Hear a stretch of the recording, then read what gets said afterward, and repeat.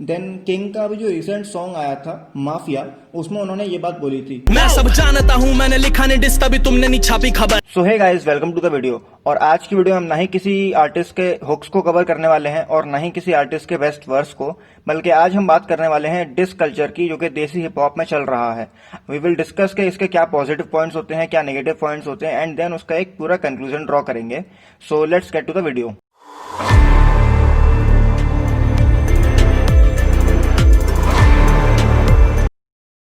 सबसे पहले हम बात करने वाले हैं कुछ पॉजिटिव पॉइंट्स की, जो कि डिस कल्चर एक आर्टिस्ट और उसकी ऑडियंस को देता है। जो पहला पॉइंट है पॉजिटिविटी में, वो है फेम। यस, आर्टिस्ट को डिस कल्चर की वजह से काफ़ी ज़्यादा फेम मिलता है। मीनवाइल आप किसी का भी एग्जांपल ले सकते हो। फॉर एग्जांपल, मैंने जो एमिवे का पहला ट्रैक अपनी लाइफ में सुना था, वो था समझ में आया क्या। वो इसीलिए था बिकॉज वो एक डिस ट्रैक था रफ्तार के अगेंस्ट, एंड रफ्तार को मैं काफ़ी पहले से सुनता था। एंड काफ़ी सारे और एग्जांपल्स हो सकते हैं इस चीज़ के। फेम इज़ द थिंग जिसकी वजह से लोग डिस करने भी लगते हैं, जो कि एक नेगेटिव पॉइंट है, आगे हम वीडियो में कवर करेंगे। बट रियलिटी यही है कि डिस कल्चर की वजह से आर्टिस्ट को फेम मिलता है, एंड ये सच्चाई है। और अगर आपको इस बारे में कोई भी डाउट हो, then you can definitely go to any page of any artist, और अगर उसने कोई डिस ट्रैक निकाला है तो उसके व्यूज और उसके जनरल सॉन्ग्स के व्यूज को आप कंपेयर कर सकते हैं। फॉर एग्जाम्पल, रफ्तार के खुद के चैनल पे 100 मिलियन क्रॉस कर चुका है शेख चिली, जो कि एक डिस ट्रैक था एमिवे के लिए, एंड उनके अदर सॉन्ग्स जो उनके चैनल पे हैं, उन्होंने इतना ज़्यादा हाइप नहीं क्रिएट किया था, एंड ना ही उनके इतने व्यूज हैं। एंड सेम केस है एमिवे के साथ। एमिवे के उस टाइम पे किसी भी सॉन्ग पे 100 मिलियन क्रॉस व्यू नहीं थे, बट समझ में आया क्या वाज द सॉन्ग जिसके 100 मिलियन प्लस व्यूज हो चुके हैं। So this is the reality. So the second point of positivity is this कि किसी भी बीफ के टाइम पे आर्टिस्ट को अपनी रियल आर्ट को शोकेस करने का मौका मिलता है। फॉर एग्जाम्पल, अगर हम रिसेंट बीफ की बात करें, जो कि मुफाड़ और कृष्णा, या फिर कहूँ कि मुफाड़ वर्सेस होल कलमकार हुई थी, उसमें हमने मुफाड़ और कृष्णा का वो फेस देखा जो कि हमने पहले शायद नहीं देखा था, specially in terms of Muhfaad. Muhfaad के इतने टेक्निकली स्ट्रॉन्ग गाने एंड ब्रूटल गाने हमने पहले शायद कभी नहीं सुने थे, लेकिन डिस ट्रैक की वजह से उनकी आर्ट काफ़ी ज़्यादा निखर के आई। And it is also a good point, क्योंकि आर्टिस्ट को अपनी रियल आर्ट को शोकेस करने का मौका मिलता है डिस की वजह से। Now the third point of positivity is this कि डिस की वजह से एक आर्टिस्ट अपने आप को ओवरऑल एक्सप्रेस कर सकता है अपने सॉन्ग्स में। Let's take the example of Muhfaad only.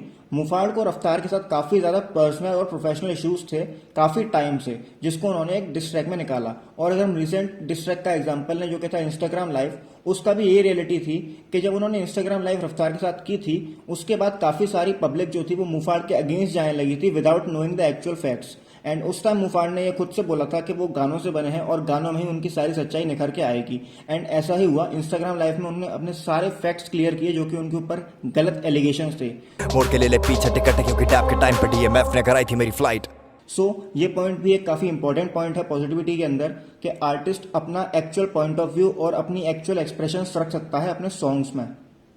And ज़रूरी नहीं है कि वो डिस ट्रैक किसी आर्टिस्ट के अगेंस्ट हो। फॉर एग्जांपल, अगर डिनो जेम्स को लें तो उन्होंने टिकटॉक के अगेंस्ट एक डिस ट्रैक निकाला था कॉल्ड चमकीले चूसे।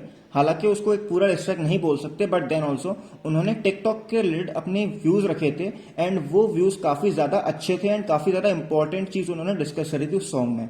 So this is the thing जो कि हिप हॉप के अंदर डिस ट्रैक में एक आर्टिस्ट को एक फ्रीडम दे देता है अपने एक्चुअल पॉइंट ऑफ व्यू को रखने की किसी भी चीज़ के अगेंस्ट, चाहे वो फिर आर्टिस्ट हो या फिर कोई भी प्रिवेलिंग दिक्कत हो जो कि सोसाइटी में चल रही है।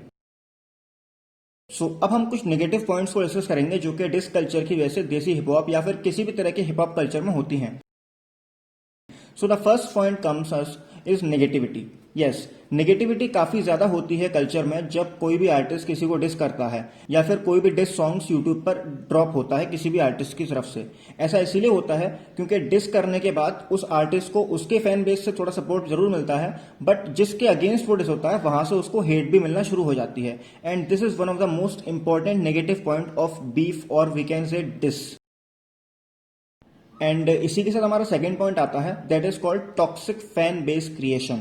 Yes, this is the second point. और टॉक्सिक फैन बेस क्रिएशन से मेरा मतलब ये है कि जब कोई भी आर्टिस्ट किसी दूसरे आर्टिस्ट को डिस करता है, तो उसका जो फैन बेस है वो उसको सपोर्ट जरूर करता है, बट कहीं ना कहीं कुछ फैन बेस ऐसा भी होता है जो कि सिर्फ उसको सपोर्ट करता है।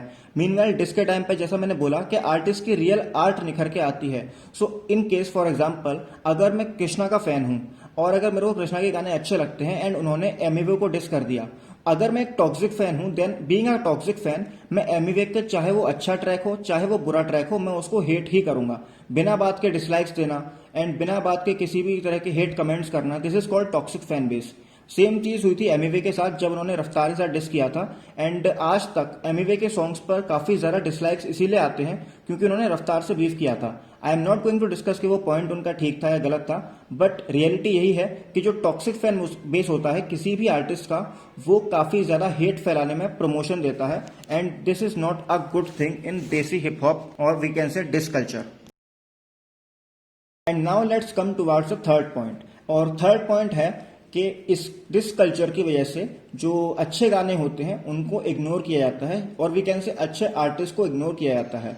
मीनवाइल अगर हम एग्जांपल लें, देन किंग का भी जो रिसेंट सॉन्ग आया था माफिया, उसमें उन्होंने ये बात बोली थी, मैं सब जानता हूँ, मैंने लिखा नहीं डिस तभी तुमने नहीं छापी खबर, मेरी हार्ट ब्रेक बनी सोल्ड आउट किसी ने भी किया नहीं इसका जिक्र, ये सब कहते करे हिप हॉप सपोर्ट तो कैसे नहीं पड़ी नजर, खैर कोई बात नहीं, राजा पैर धरे जहां वहीं पे मचे गदर। इसमें साफ दिख रहा है कि वो अगर डिस नहीं निकालते हैं तो उनकी हाइप नहीं बनती है, एंड ये एक गलत बात है एंड ये एक बिटर ट्रुथ भी है कि जब भी कोई आर्टिस्ट किसी को डिस करता है तो उस डिस के टाइम ड्यूरेशन तक, जब तक वो बीफ चलती है, उस टाइम तक अगर किसी अच्छे आर्टिस्ट का कोई अच्छा गाना भी आता है तो वो भी इग्नोर कर दिया जाता है because of that diss happening in the culture.